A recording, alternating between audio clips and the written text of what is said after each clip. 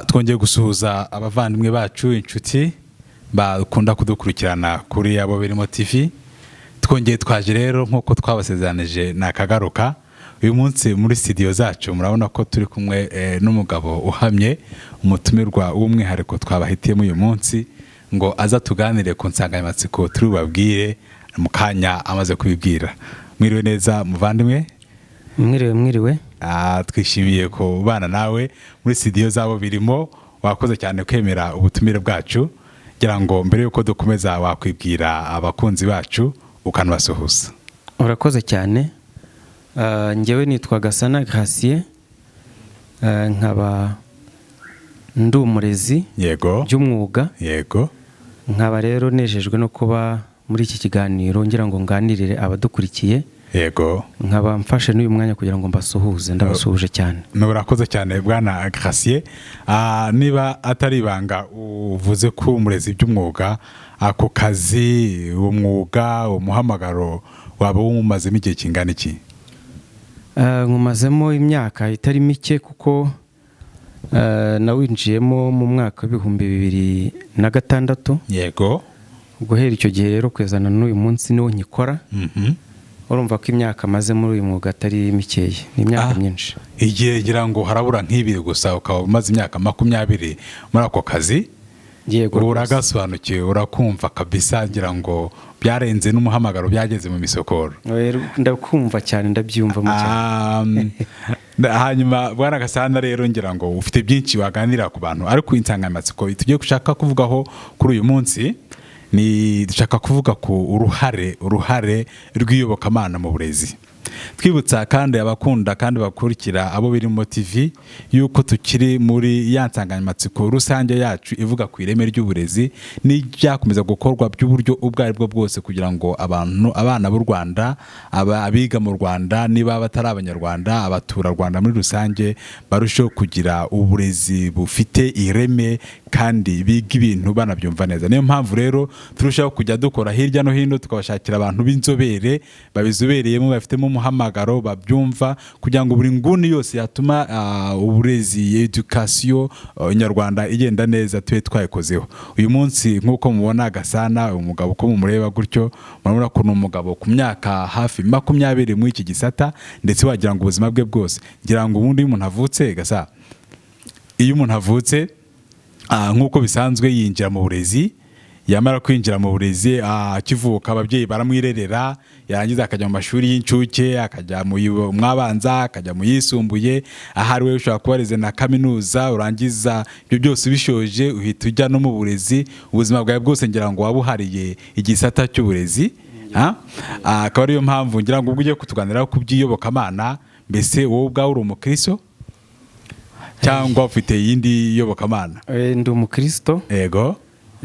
Nkuko ndi umurezi maze n'igihe nanone kirekire ndi umukristo kandi ndacyari umukristo. Yego. Urumva rero ntari umukristo byagorana guhuza iyobokamana n'uburezi. Ibintu bigoranye cyane. Yenda iyobokamana, tuzi iyobokamana bwo ni ikintu kigari. Washaka n'abayisilamu bagira iyobokamana, andi madini yose na za Gihanga n'iyobokamana, ababudiste, abahinduyiste, by'amadini yose ahari byose byagira uko bigenda bihuzwa n'uburezi. Ariko wowe noneho bibaye n'amahire ubwo uri umukristo. Ngira ngo Abo Birimo TV hano muri studio zacu natwe turabakristo, dufite ukwemera Kristo nk'umwana w'Imana. Ngira ngo turi buganire mu cyerekezo kimwe.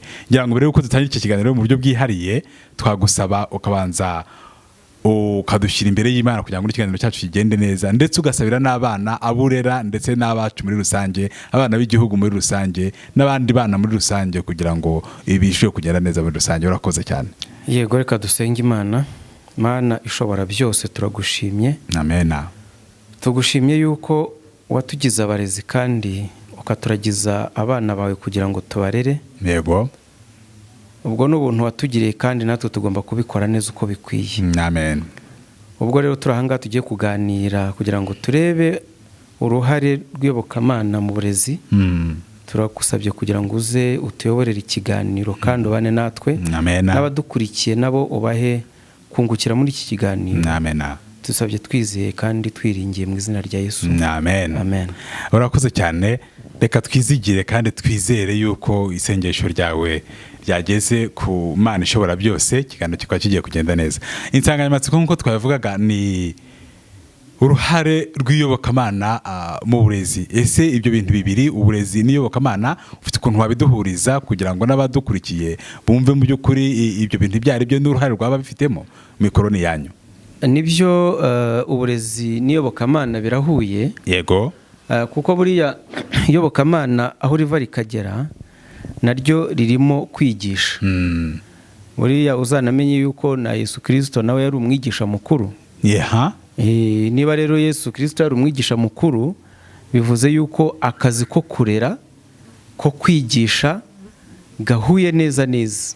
Yego. Nicyo na kimwe mu byazanye Yesu hano ku isi, kuko tumwigisha mukuru rwose. Yarabaga afite abigishwa nk'uko natwe abarezi tugira abigishwa imbere yacu. Ntabwo rero watandukanya iyobokamana n'uburezi, ntabwo bitandukanye. Tujya tubona amashuri amwe n'amwe, cyane cyane amashuri ya leta, bavuga ko ari aya leta adafite idini na rimwe yegamiyeho. Usanga abantu babaho ubuzima abanyeshuri n'abarimu nta gahunda yo gusenga iba iri mu ibyo bigo, biberaho ubuzima. Igihe cyo gusenga ni igihe bagiye muri za kiliziya, mu nsengero, mu misigiti, ariko ku gihe bari ku ishuri ibyitwa gusenga biba bitari muri gahunda zabo. Hanyuma hakaba n'andi mashuri aba afite amadini cyangwa yego insengero ashamikiyeho, ugasanga n'igikorwa cyo gusenga nacyo cyahariwe, gifite umwanya cyahariwe. Mbese amashuri yombi mu bijyanye na rya reme ry'uburezi tuvuga, iyo yagereranije ubona harimo ikinyuranyo, ku buryo ari ngombwa, ubona ko ari ngombwa iyobokamana rikwiye kugaragara mu burezi. Yego, ikinyuranyo kirimo kandi gikomeye. Yego. Kubera yuko ari amashuri ashyira imbere indangagaciro za gikirisitu. Yego. Cyangwa se agendera ku myemerere runaka, hari ikintu akunda kuba ahuriyeho. Yego. Akunda kuba ahuriye ku kintu cyo kubanza gutoza abanyeshuri indangagaciro zishingiye ku buzima bwa gikirisitu. Ibyo bikabanziriza amasomo. Yego. Ziriya ndangagaciro rero batozwa zishingiye ku buzima bwa gikirisitu nizo zigenda zikabaherekeza zikabinjiza mu masomo. Bityo yaba mu mico no mu myifatire, yaba mu buryo bakurikira abarezi babo, yaba mu buryo bihanganira ubuzima bwo kuba ku ishuri, ibyo byose biba bitandukanye na ba bandi biga mu mashuri atagendera ku myizerere runaka. Yego. Bityo rero imyizerere abo banyeshuri bagenderamo bitewe n'imyizerere y'icyo kigo muri rusange, irabafasha ikabaherekeza mu masomo bakinjiramo neza kurusha ba bandi bagenda bakiga ariko ntazo ndangagaciro zishingiye ku gikristo babanje gutozwa. Nibyo rwose biratandukanye rero cyane. Twagiye tubibona aho twagiye dukora hatandukanye. Yego. Twagiye tubibona. Hanyuma Bwana Gasana, nkomeza kwibaza ariko nanabariza n'abandi, iyo urebye ayo mashuri, ese hari abasilamu bafite amashuri mu Rwanda, abaprotestanti bafite amashuri, abadivantiste bafite amashuri, abakatolike bafite amashuri, mbese amashuri mu Rwanda menshi unarebye neza wasanga ashingiye ku iyobokamana cyangwa ku bijyanye n'amadini, uretse amwe n'amwe rwose yenda y'abantu ku giti cyabo yigenga cyangwa ndi ya leta. Hanyuma ukavuga uti ni byiza, watanga inama, waha inama abayobozi, kaduhere ku banyamadini bafite n'ayo mashuri, wabaha nama ki y'icyo bakwiye gukora kugira ngo izo nkingi zombi, ndavuga inkingi y'iyobokamana, igice cy'iyobokamana n'igice cy'uburezi zizamukire hamwe kugira ngo rya reme ry'uburezi koko rivuyemo nk'uko leta ibiteganya mu nteganyanyigisho?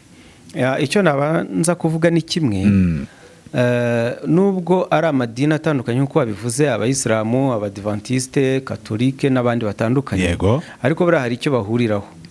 Bose bahurira mu kugira imico myiza cyangwa indangagaciro zishingiye ku myizerere yabo batoza abana babo.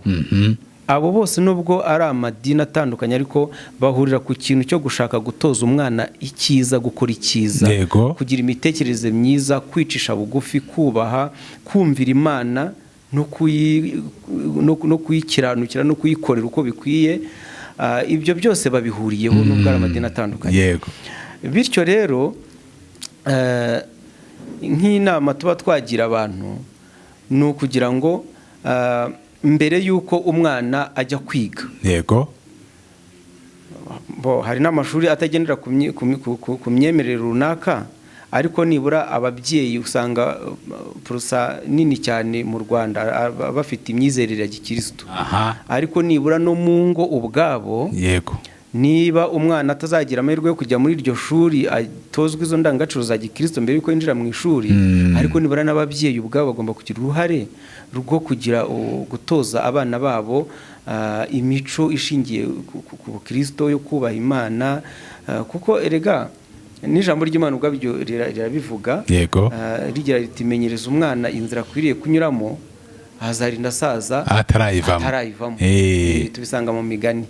Ubwo rero mu by'ukuri harya niba ntabarogoye igitabo cy'imigani kiri muri Bibiliya cyanditswe nande? Igitabo cy'imigani isomo nari mvuze ryo riri mu migani igice cya 22.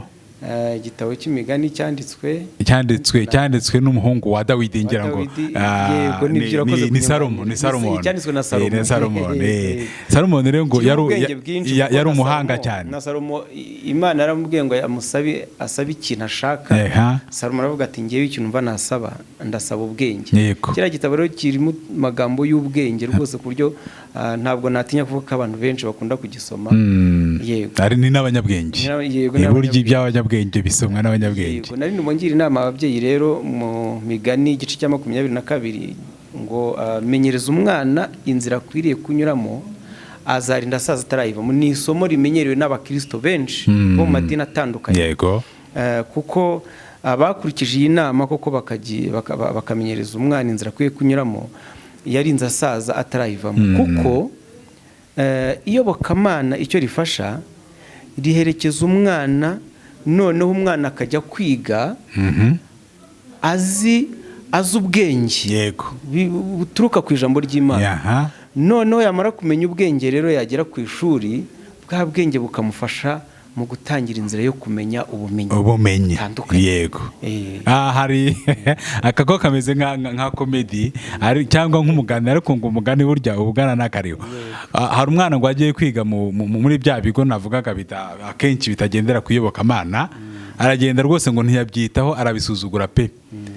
Akaba uwanyuma, ababyeyi bamwimira ku kindi kigo nabwo uwanyuma. Donc urabona kwiga ni ibintu bisaba imbaraga z'ubwenge, zigasaba imbaraga z'umubiri, ugashishikara ukita ku cyo ugiye gukora. Arangije umwana ngo arabica amazi, arabisuzugura, bitwara gutyo, bibamo gutyo, igihe kiba kirekire. Umunsi umwe rero baza kumuhindura, bamujyana ku kigo ngo cy'abakatolike. Ahageze umwana akikubita imbere rwose ngo abona umugabo ubambye, bamuziritse amaboko, bateye imisumari, ari kurira amaraso amanuka impande zose. Ngo amukubise amaso umutima uramurya, aravuga ati noneho dore aho nagendeye kera kubusa, ahangaha ni ntiga bazambamba pe, nzapfa ruriya rupfu. Nuko umwana noneho ngo si ukwiga amarayo, ariga cyane. Ababyeyi baje kureba indangamanota, bahamagaye umwana wanditse ako gakuru yari yamwise Rubyogo. Bahamagaye Rubyogo aza mu bantu ba mbere. Nuko ababyeyi barumirwa ati byagenze biti, iki kigo cyigisha bidasanzwe ku ruhe rwego. Arangije umwana ntabwo yarazi, ngira ngo wowe urabyumva nk'umuntu mukuru yuko umuntu wari ubambye aho ngaho ninde? Ni wabyumvise neza. Umuntu wari ubambye aho ngaho ni Yesu Kristo. Urakoze cyane. Umwana yagize ngo habamba umuntu witwaye nabi, nukwamganije ati ngiye ukuntu nabigenda nabonye ko nta mikino ihari, mbona yuko ndamuka ntitwaye neza. Anijye uzaba kabiri kubambwa kuri kiriya giti babambye huriya mugabo. Nuko nega ntagize. Nagira ngo nkubaze ikibazo. Ese ntutekereza ko amadini yaba afite ikintu cy'iterabwoba yifitemo, ku buryo ahubwo abantu batiga kuko bashaka kwiga, ahubwo bakega yenda kubw'ubwoba bashyizweho n'amadini cyangwa n'inyigisho ziva muri ayo madini? oya ntabwo amadini afite ikintu cy'iterabwoba, yego, ahubwo amadini azana ikintu cy'ihumure bitandukanye n'iterabwoba wari umbwiye. Amadini burya akamaro amaze gakomeye, agerageza gusobanurira abantu bakarusha kumva igisobanuro cy'ubuzima nyacyo. Usanga abantu bagenda ariko badasobanukiwe n'igisobanuro cy'ubuzima nyacyo, ndetse ibyo bigatuma ari nabwo baba abanyabwoba. yego, ariko abatangiye kwigishwa bagatozwa n'idini, cyane cyane amadini ya gikristo, barushaho gusobanukirwa n'igisobanuro cy'ubuzima. Warukomoje kuri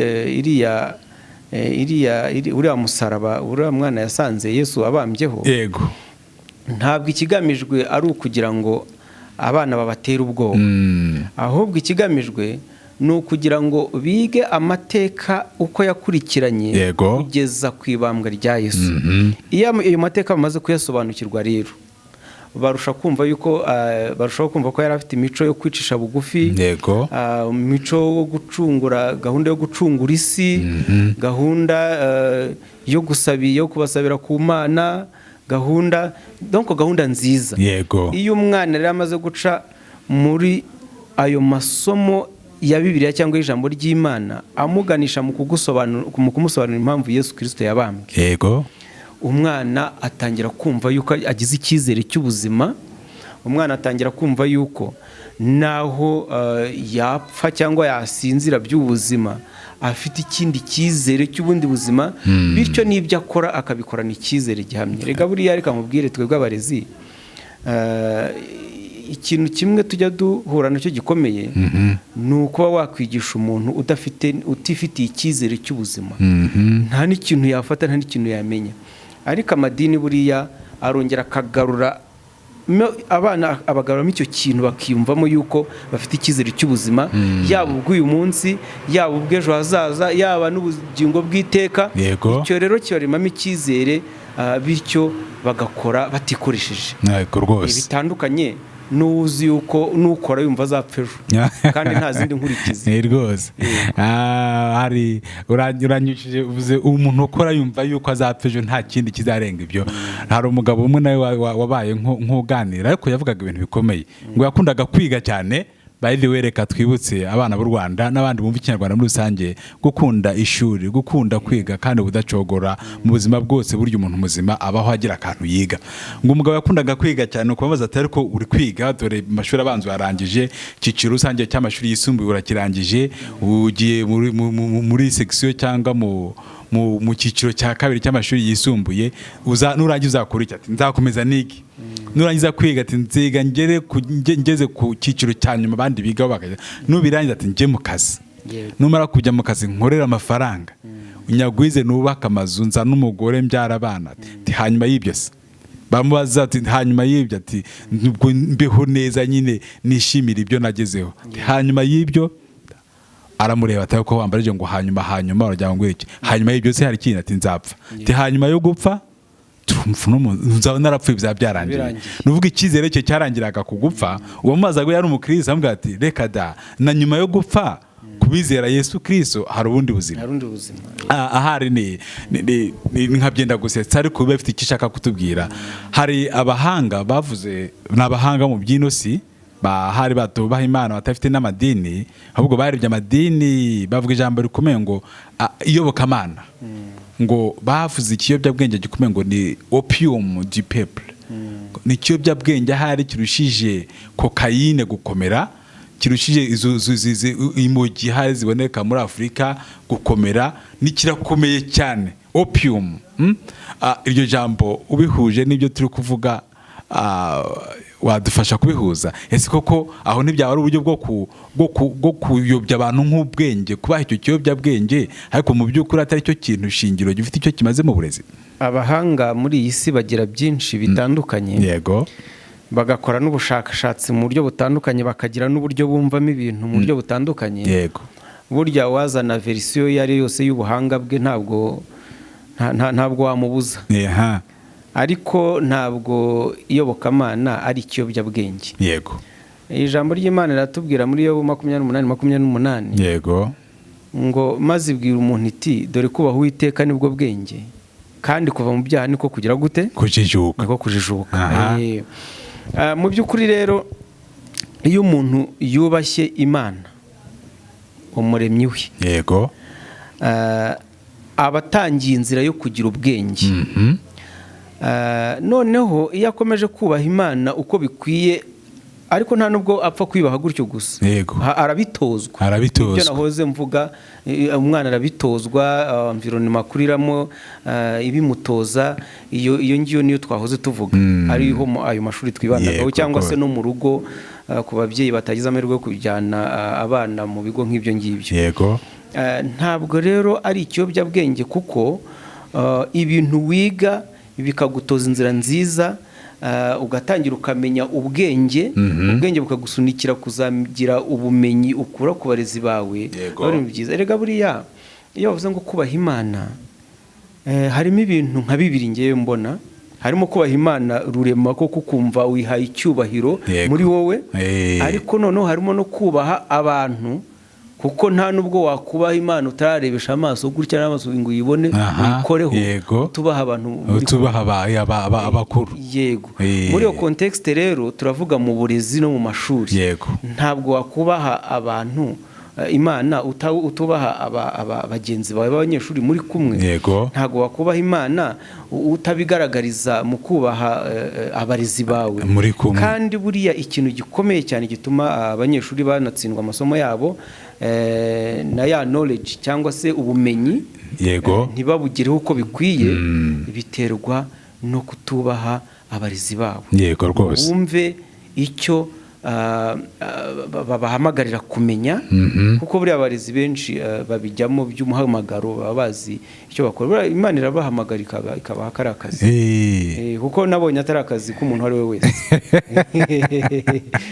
Ntabwo rero impamvu rero abantu batinyuka bagahangara bakumva ko ari ikiyobyabwenge, nuko umuntu umaze kubisobanukirwa neza abikunda, ndetse akabikunda ku rugero abandi batabasha no gusobanukirwa, batarabashije kujya muri iyo nzira yo kumva, yo kwiga ijambo ry'Imana. Yego. Kandi nanone icyiza kibamo nuko bibajyana bigatuma n'izindi achievements cyangwa ibindi bashaka kugenda nabyo babigeraho mu buryo buboroheye, kuko rega ngo mbere na mbere Imana ngo mushake muzabona, mukomange muzakingurirwa, kandi udashaka ntabwo abona nyine. Yego rwose. Yego, niba mushakana umutima wanyu wose, yego mushaka Imana, ibintu byose muzabyongerera. Yego. Kubizera rero turabyemera ko ugomba gushaka Imana, ukegera Imana, ibindi byose ukabyongererwa. Hanyuma rero gushaka ibindi byose Imana ikazanyuma cyangwa ntize, aho ntabwo twe tujya tugerayo. Niho bahera bakavuga ati bya bintu banza ari ibiyobyabwenge, ariko ntabwo ari byo kandi. Bakoze cyane. Mu by'ukuri ubwo bibaye ngombwa ko tuvuga ku madini, bavuze ku gutandukana kwayo, twavuze kuri menshi n'ukuntu agenda yigisha abantu mu kuyoboka Imana no kuyemera no gukora ibikwiye mu by'ukuri kugira ngo hari wa mwana agendere mu murongo bashaka yuko agendamo. Ariko bose iyobokamana religion iyobokamana kubigisha kwa kundi, hari ukuntu bamwe na bamwe mu bigisha mu madini bavuga ngo murumva ibyo mvuga ariko ntimukarebe ibyo nkora. Icyo kintu yenda kikasanga kiri mu barimu, n'umwarimu w'iyobokamana, cyangwa se n'umupasitoro, n'umupadiri se, n'undi muntu ugaragara mu bintu by'Imana ariko ushaka kubijyamo mu buryo buri teori, hanyuma pratikoma mu buryo bw'imigenzereze bikaba bidahuye. Mbese aho naho hari icyo byafasha mu burezi? Ibyo ngibyo ntago bifasha cyane, kuko buriya ngo kora ndebe iruta vuga numve. Buriya bariya abana turera, yego, baradusoma. Baradusoma bakatureba, bakareba imitekerereze yacu, bakumva amagambo adusohokamo, bakareba ibikorwa dukora uko bimeze. Yego.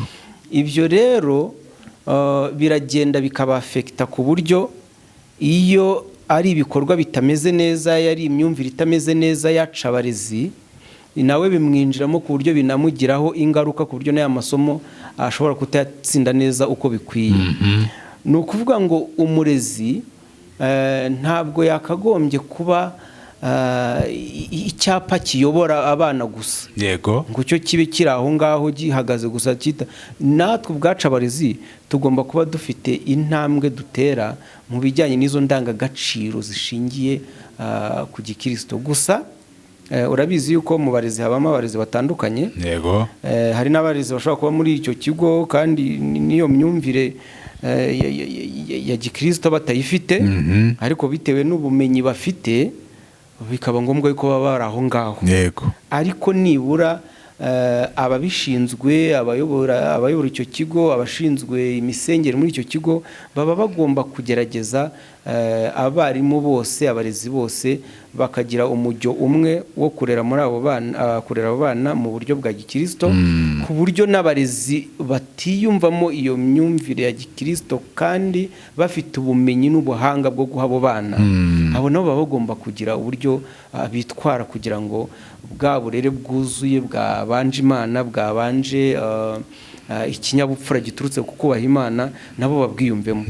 Bitagenze bityo rero wasanga mu barezi nabo habayemo abatigisha abana bijyanye n'ijambo ry'Imana, ukora ibidutegeka, ugasanga nabo babitwaye uko bashaka. Niyo mpamvu abayobozi b'ikigo n'abandi bashinzwe imisengere ku kigo baba bagomba kugenzurana ubushishozi niba iyo migenzereze myiza ituruka ku ijambo ry'Imana bashaka ko abana bagira, iyo myitwarire myiza, n'abarezi bose bagendera muri uwo murongo. Biba bikwiye cyane. Nibyo rwose. Hanyuma iyobokamana ndetse hafi ya zose usanga zibuza abari mw'iryo dini, mw'iryo torero kutanywa ibiyobyabwenge, cyane cyane nk'amatabi y'uburyo butandukanye. Ibiyobyabwenge nto byabaye byinshi muri ino minsi tugezemo, n'inzoga abenshi usanga bazibuzanya, hakaba na bamwe bazemera ariko bakaziha umurongo, bakavuga ati igihe iki n'iki kirazira gusa kuba wanasomaho.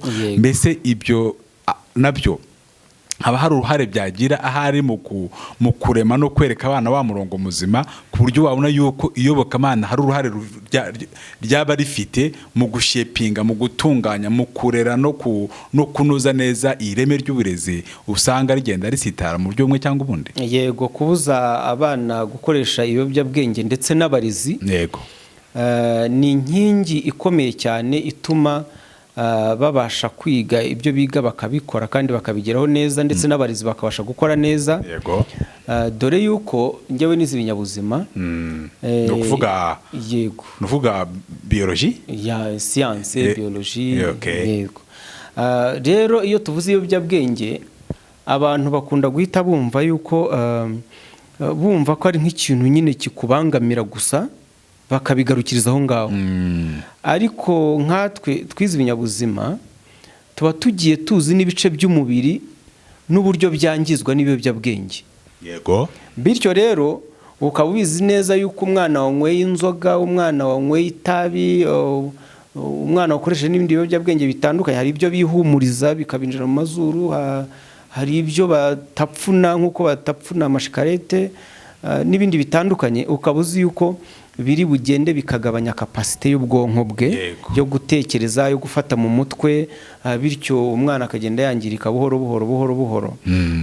Tukaba tuzi yuko ibiyobyabwenge bimwe bigenda bikangiza umwijima, ibindi bikagenda bikangiza amaso, umwana ntaba akibona neza.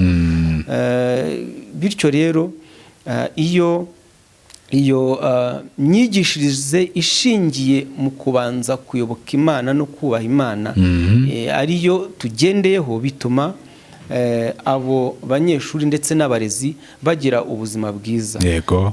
Buriya hari ijambo nkunda ngo roho nziza itura umubiri muzima umeze neza. Yego. Ntabwo rero waba ukoresha ibiyobyabwenge hanyuma nurangiza ngo wumve yuko muri wowe umwuka w'Imana uri muri wowe, waba uri ahantu heza kandi ukoresha ibiyobyabwenge. Ntiwakiga ngo ufate, umwarimu ntiyakigisha ngo abanyeshuri bafate cyangwa yigishe neza, oya, ubwonko buba bwagabanyije kapasite yabwo yo gutekereza no gukora. Ubwo rero bivuze yuko kurinda abana ibiyobyabwenge ni kimwe mu nyigisho ziri no mu binyabuzima biology nakubwiraga. Ntekereza yuko abadukurikiye, ababyeyi n'abarezi bagenzi banjye barabizi neza yuko harimo no kwirinda ibiyobyabwenge bakabyigisha no mu mashuri, bakabisobanurira abana n'ingaruka zabyo. Ntabwo najya muri details zabyo, ariko muri curriculum cyangwa mu nteganyanyigisho birimo. Urakoze cyane. Hari abantu bavuga ko ukomeje kuba warize science ari nayo wigisha, hanyuma ba scientifique muri rusange n'abahakana Imana benshi usanga bava muri mwebwe, ndetse bakanavuga inkomoko y'umuntu, mu gihe abandi benshi muri rusange twemera yuko umuntu yaremwe n'Imana. Mwebwe usanga mufite andi mateka mwamenye, mugasubira inyuma mukabona ibintu, mukasobanura ibintu n'ibindi, hanyuma ugasanga nyamara ibigo byinshi nk'uko turi kwivuga bishingiye kuyoboka Imana, birayigisha, birayemera, bivuga ukuntu Imana yaremye ibintu byose, isi n'ijuru n'ibiyiriho byose, nyamara mwajya muri science mukazana izindi nyigisho. Ntubona ko ari ibintu biri nakwita paradoxale, biteranye imigongo, biheneranye, kimwe kiravuga iki, kindi kikavuga iki ngiki? Mbese ibyo bintu mubihuza mute ku buryo abana bataba konfi ngo babure icyo bakurikirana n'icyo bareka? Turagerageza kugira ngo abana bitabacanga cyangwa bikabayobera. Yego. Ariko hari amateori menshi atandukanye. Hari ikintu nigeze gukomozaho, burya muri iyi si hari abantu b'abanyabwenge, reka bari ko mvuga, cyangwa se abazanye intekerezo bumva bashaka kuzana. Hari amateori menshi rero ahari. Amwe muri ayo mateori harimo na teori ya création. Yego. Uko Imana yaremye, nk'uko bigaragara mu gitabo cy'Itangiriro muri Bibiliya. Yego. Iyo ni teori imwe rero mu yandi mateori agaragaza uko isi yabayeho, uko ubuzima bwagiye buza kugeza na n'uyu munsi. Hari andi mateori rero atandukanye yazanywe n'abandi bantu nka ba Jean Baptiste Lamarck, n'abantu babayeho, ba Charles Darwin babayeho. Abo bose n'abantu bazanye amateori y'ukuntu ibintu byagiye bibaho buhoro buhoro. Ayo mateori rero iyo twebwe turimo kuyigisha, ntabwo tuyigisha abanyeshuri nk'ihame. Yego. Tuba tubereka ibyo abantu bagerageje gusobanura nk'uko babyumva. Ariko noneho tukaba dufite teori twemera nk'ihame yitwa teori ishingiye ku kuremwa ku isi iboneka mu Itangiriro mu gice cya mbere. Yego. Rero iyo turimo kubigisha gutyo ntago ari contradiction nk'uko wabikekaga, ahubwo bituma bagira ubwenge bwagutse. Iyo amaze kugira ubwenge bakamenya icyo abantu babivugaho, bakamenya icyo Bibiliya ibivugaho, ijambo ry'Imana bivugaho. Bityo rero bakarushaho kugira amarigima menshi cyane ashobora guchallenginga ubwenge buza rimwe na rimwe burwanya teori ya création. Kubimenya rero, burya kumenya amakuru atandukanye nta gihombo kibamo. Burya iyo utanayazi ntabwo umenya ngo aya ngaya ndayahakanya gute, ndayacaringinga gute, utanayazi dayi. Yego rwose. Rero ayo mateori turabigisha bakayamenya, tukamenya yavuze ibi. Ariko nanone haba hari icyo twakita nka supporting evidences, ibihamya bigaragaza, bidefanda teori y'uwo muntu. Akenshi na kenshi rero ayo mateori y'abascientifique bagiye bazana usanga adafite ibihamya byinshi bifatika. Ugasanga wenda barakubwiye ngo ubuzima bwatangiye, ngo butangira ku bintu bidafite ubuzima, ngo bigenda bihinduka bifite ubuzima, hanyuma ibyo bifite ubuzima nabyo biba ari utuntu duto, nyuma biza kwegerana ibintu binini, ngo bitangirira mu mazi, bigenda biva mu mazi biza ku butaka, nk'amateori nk'ayo ngayo. Ariko noneho umwana yamara kubyumva yabigeranye na teori ya création akaba yabaza ibibazo byinshi bitandukanye, nk'urugero ayo mazi se yo yavuye hehe, ibyo bidafite ubuzima se ko mutubwiye ngo iyi teori ivuga ngo ubuzima bwatangiye ku bidafite ubuzima byimukira ku bifite ubuzima bito bito biba mu mazi bigira biza no ku butaka, hanyuma se ibyo bidafite ubuzima byari byaravuye he? Donc zira teori iyo umwana amaze kuzumva neza icyo bazivuza kumva na teori ya création arazicalinginga cyane akavamo umwana w'umunyabwenge ucanga mu turyaye none cyane siyansi ikaba yaba siyansi cyane rwose yayitangiye kuncanga yinumvaga biri kuba byinshi. Hanyuma Bwana Gasana twari kuvuga ku ruhare rw'iyobokamana mu burezi. Hari abana nabo rimwe na rimwe ubusanga baragagaye batumva cyangwa ngo bumvire n'ababyeyi, malgré tutirengagije imirongo myinshi ibyavuye muri Bibiliya ababyeyi bababwiyeho bati mugenze muri cya mukore muri cya mugire gutya. Wowe nka mwarimu uri kubwira abana benshi b'Abanyarwanda, b'Abarundi, Abanyekongo bumva Ikinyarwanda, Aba-Uganda bumva Ikinyarwanda, mbese abantu bavuga Ikinyarwanda bageze muri hafi muri miliyoni 50 ku inosi, uri kubwira uwo mwana aho ari hose ku isi, wamubwira kwitwara ate imbere y'iyobokamana, guhuza ate iyobokamana no kugira ngo rimugirire umumaro mu burezi bwe bwa buri munsi buzamugira umumaro uyu munsi n'ejo hazaza? Murakoze cyane. Nahoze mvuga ngo mbere na mbere Imana, yego, mu byo dukora byose twerageze Imana, tuyereke imigambi yacu, yego, kandi burya mu iyobokamana hari ikintu tugenderaho cyitwa kwizera, yego, cyangwa se kugira faith. Kandi kwizera definition yabyo ntoya ni ukwemera udashidikanya, yego, ukagira ibyo wemera muri wowe ukirinda gushidikanya. Kandi abo bana bose banyumva n'ababyeyi babo ndetse n'abandi badukurikiye b'abarezi, yego, nagira ngo mbabwire yuko uko kwizera ndimo kuvuga ntago gushingiye ku busa. Hari ibintu byinshi tureba bituzengurutse ukaba wavuga uti nyamara Imana niyo kwizerwa, utagombye kubaza ibibazo byinshi, utagombye.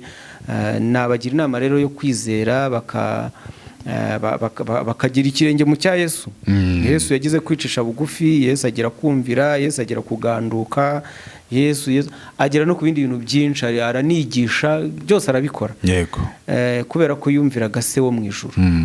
Ni nayo mpamvu rero n'abanyeshuri n'abana n'abandi bose badukurikiye basabwa kwicisha bugufi, basabwa umutima w'urukundo, basabwa umutima w'ubugwaneza. Izo zose ni indangagaciro dukura ku mbaraga zo kumenya ijambo ry'Imana no kurigenderamo. Umuntu rero utagize ayo mahirwe yo kwemera izo mbaraga z'ijambo ry'Imana no kurigenderamo, biragoye ko yagira izo ndangagaciro zirimo kumvira, kwicisha bugufi, urukundo, kwiyoroshya, kugira ineza n'ibindi bitandukanye. Ibyo byose bituruka kubanza gutozwa indangagaciro zishingiye ku Bukristo. Niyo nama rero nabagira, kwiyoroshya, bakirinda kubaza Imana ibintu byinshi cyane. Kuko nzi ari siyanse yo y'amaterori nakubwiye, babona ibibazo babaza n'umusiyantifike wayazanye akabura icyo avuga. Yego. Ariko ku Mana yo no kwizera, kandi abayizeye twabigiriyemo umugisha. Ntabwo wapfa kumara imyaka ingana nk'iyo maze mu burezi ubwira abana iby'inkuru nziza kandi unabigisha n'ubumenyi byose bakabifata, nawe ubwawe bitakugirirwamo. Ntabwo byashoboka. Ubu urugero tugezeho Bwana Bolingo n'abadukurikiye, ntabwo ari urwo kugenda ngo tujye kwigisha amateka, tujye kwigisha za biology. Tubanza nibura ijambo ry'ihumure, ijambo ryiza, ijambo rigarura ubuzima mu mwana, kugira ngo yumve ko nibyo agiye kwiga hari ibintu bizamugirira umumaro, kandi ko afite n'icyizere cy'ubuzima, atari ugupfa kwiga gusa ngo azapfe. Ngo nibirangira byose ngo birangire aho ngaho. Hanyuma ariko tukiri ku icyo kibazo hafi aho, hari ijambo abana bajyaga bavuga kera ngo yirutse ava mu ruhu. Kwiruka kava mu ruhu ni ukwiruka ukisiga, cyangwa ngo yagiye cyane, yihuse cyane arenga umusaraba. Donc ku musaraba ku musaraba niho dukirira. Hari indirimbo nyinshi zivuga, Bibiliya bivuga, n'ibindi bitabo byose biba bihamya kuko Yesu yaje guhuza umuntu n'Imana, kuko haramaje kugaragaramo icyasha gikomeye hagati y'umuntu n'Imana, ku buryo hataboneka ayo maraso ya Yesu nta handi umuntu ari kuba agihuriye n'Imana. Hanyuma nkagaruka, hari abantu rero bajya muri Bibiliya nk'abanyeshuri bari ku mashuri cyane nk'ayisumbuye cyangwa se na za kaminuza, yarangiza agasoma byinshi ndetse bikamuvana, wavuze mu byizerwa, akizera hari agasa n'urengeje urugero, ndetse akava mu byo yagombye byari byamujyanye kwiga akabitana, ukabona iteka ryose igihe cye cyose agifashe ari mu masengesho. Abo ni bamwe abandi batangira kuzamuka n'imisozi, gutoroka amashuri, bakurira imisozi bakajya hirya no hino, bakajya mu byumba byo kwa banaka, bakapasa bakamara amajoro basenga, kwiga bikaba ibyo ngibyo, ntafate umwanya ngo asubire mu makaye, ntagire gute. None ibyo ngibyo yenda waruvuze uti yakwizera agahama akabishikamamo, ariko wafata n'abo bandi nabo ujye ubona babyinjiramo, ukabona ahaye bibaye ibyo twakwita too much, trop, bavuga ngo trop c'est trop, kandi ngo ikibaye cyinshi cyose, igikabyo cyose gihinduka kibi. Wababwira iki? Kwa kwizera nahoze mvuga, ijambo ry'Imana ritubwira neza ko kwizera kutagira imirimo kuba gupfuye. Iyo wizera ariko ntugire icyo ukora, rwose ntabwo ari nka bya bindi ngo Imana yamanuriye manu ku Bisirayeli mu butayu. Imana ifite ubushobozi bwo kubikora byose. By the way, no kumanura manu ntabwo yayishyize mu nkono. Nta nubwo yayishyize mu nkono. N'abantu ubwo byabaga ngombwa ko bajya kuyitorera. Ko bajya kuyitorera, bamara kuyitora bakagira uko wenda bayitunganya, simbizi, ariko ntabwo kwizera konyine kwagira icyo kugeza ku muntu, kubera yuko iyi si, imwe mu mpamvu turi muri iyi si, Imana yemeye ko tuba muri iyi si, byari kugira ngo imere neza, aho turi habe hameze neza kubera twebwe. Iyi Imana rero, kandi ibyo bisaba gukora. Iyi Imana rero ibonye ko turi muri milieu cyangwa muri environnement hatameze neza, tuba turi abanebwe. Iyo umuntu ari umunebwe rero aba ahantu hasa nabi, ntabwo wafatika ngo yige amenye bwa bumenyi, ntabwo amenya kwikora ibi n'ibi, bityo ubuzima bukamusiga. Hanyuma rero abagize umugisha wo kumenya kwizera ko kujyana no kugira ikintu ukora, abo ngabo bakabona baratera imbere umunsi ku wundi. Abandi bavuze batereka twizere, niturangiza dukuruza amaboko twicecekere, ubuzima bukabagora, ibibazo bikavuka. Rero ubwo nabwira abantu ko kwizera kutagira imirimo kuba gupfuye. Abanyeshuri rero badukurikiye, namwe ababyeyi, abana nibatozwa izo ndangagaciro zishingiye ku Gikristo, bajye bamenya yuko ikizikurikiye ari ugukora. Nta no kuvuga gusoma Bibiliya, gusenga, kuririmba muri korari, gukora indi mirimo yose ishobora gusabwa n'idini cyangwa n'ijambo ry'Imana, ntabwo bisimbura umunyeshuri, bisimbura amasomo umunyeshuri ku ishuri agombye kuba yiga icyiciro cyose yaba arimo. Yego rwose ntabwo bisimbura, ahubwo nibyo bibibera fondation yo kugira ngo umuntu azajye gukora afite icyizere cy'uko ibyo agiye gukora birimo Imana, birimo ikinyabupfura, birimo za ndangagaciro zose nahuze mvuga. Buriya no ku isoko ry'umurimo, bana twaze tuvuga bagize izo ndangagaciro zituma bajya kwiga ngo bamenye ubumenyi bakabyinjiramo neza, kubera za ndangagaciro batojwe na religion. Buriya no ku isoko ry'umurimo birabaherekeza kugeza banashaje, kuko iyo bagezeyo kwa kudakoresha ibiyobyabwenge, bagira bakabona amafaranga, kuko ari indangagaciro bamenye bakiri batoya, n'ubundi ntabyo bakoresha, kandi amafaranga yo kubigura bayafite.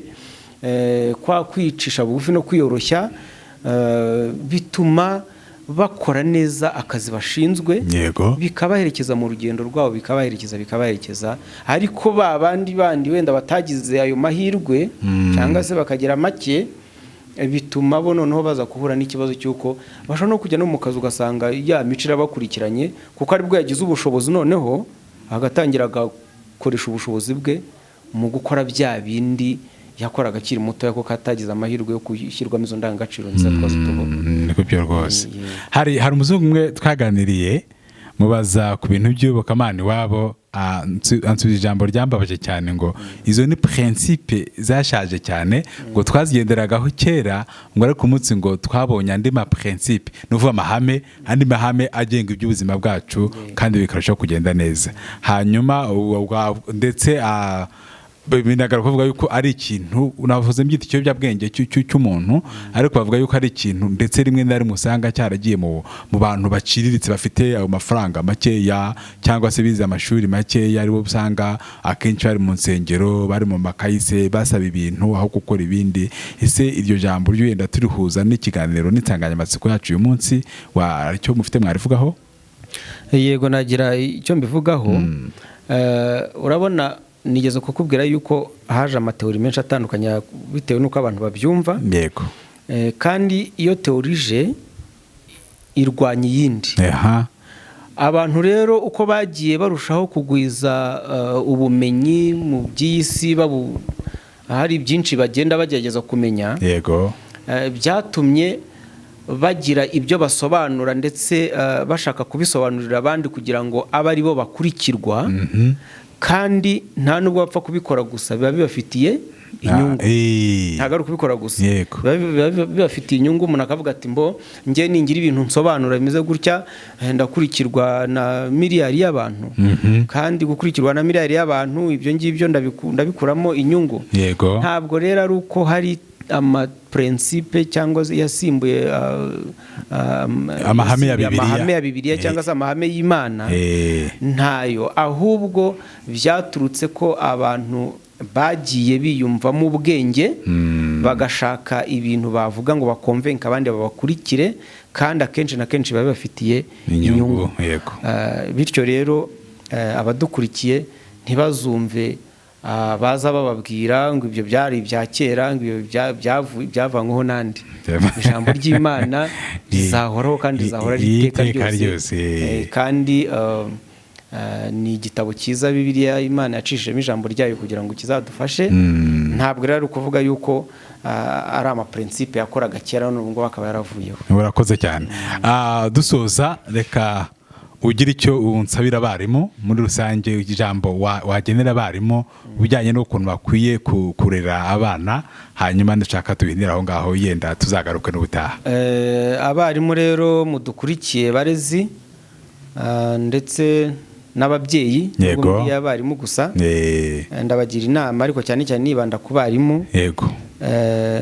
Uburezi ubukwiye twakagombye kuba dukora muri iki gihe tugezemo ni uburezi bwo kumenya yuko umwana adakeneye ubumenyi gusa. Yego. Ahubwo yuko umwana akeneye n'ubwenge.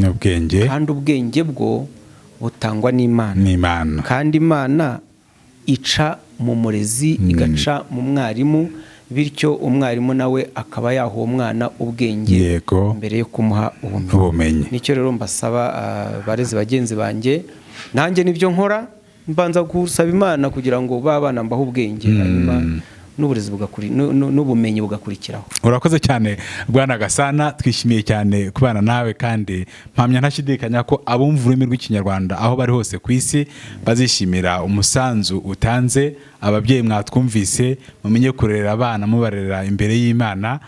Gasana, ngira ngo usoza ubaye ufite icyo abasaba cyangwa indi mpamba waha abantu muri rusange wayibagenera, ubundi tugasezera ku nshuti n'abavandimwe bawe badukurikiye.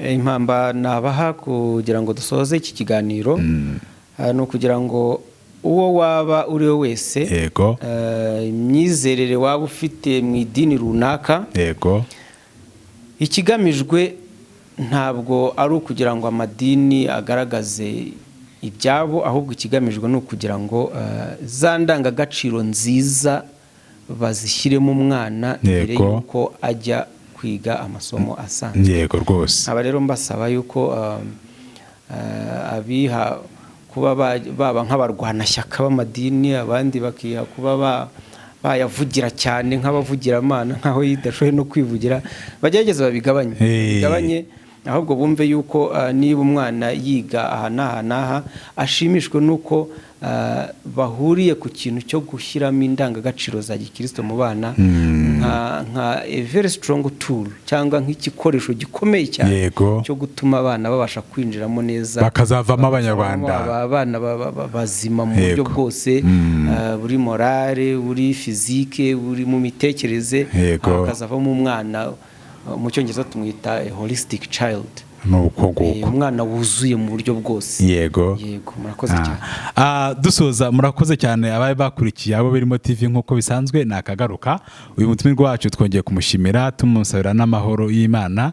Mbere yuko yongera kuduterera isengesho dusoza, reka nongere mbasabe kugira ngo ibiganiro byiza nk'ibi bijye bigera ku bantu benshi batandukanye, muduha comment nk'uko bisanzwe iteka, n'ikibazo mwumva mwamugezaho mukimubaze, tuzamugarura kibasubize, hanyuma gukora like ku iki kiganiro kugira ngo na YouTube ibone yuko gikwiye kugezwa kuri benshi, nabyo ni indamutsa, ndetse ushobora no kugisharenga umuvandimwe, inshuti, umubyeyi, umwana, umwarimu, nawe kikamugeraho akakibona, kumva yuko Uwiteka Imana ishobora byose ariyo muzi, ari soko y'ubwenge. Bwana Gasana, wakongera ukadushimira Imana yatoye muri iki kiganiro tugasoreza aho ngaho. Ndagushimiye Bwana Bolingo n'abandi badukurikiye bari badukurikiye ubwo dusoza iki kiganiro. Reka twongere twiragize Imana. Turagushimiye nyiri cyubahiro Mana yacu ko uri Imana idukunda, kandi turagushimiye yuko uduha ubwenge kugira ngo tubuhe abandi. Amen. Wowe utanga ubwenge, niyo mpamvu wabuhaye Salomo. Amen. Natwe rero ukomeze kubuduha. Amen. Ubuhe n'abarezi, ubuhe n'ababyeyi, kandi ubugere no kubana mu gihe bitegura kugira n'ubumenyi. Amen. Tugire neza twese rero, tubisabye twizeye mu izina rya Yesu Kristo. Amen. Murakoze cyane. Murakoze namwe.